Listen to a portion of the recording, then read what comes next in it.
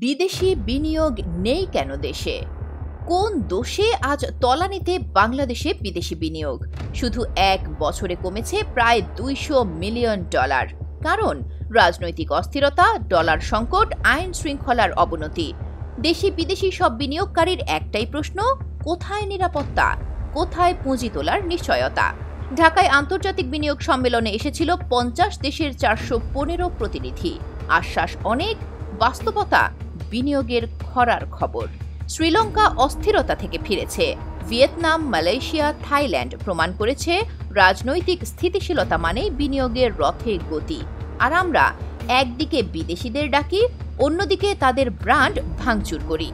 দেশি উদ্যোক্তারাও ক্লান্ত, সম্মান বাঁচাতে কেউ কেউ ব্যবসা ছাড়ার পথ খুঁজছেন।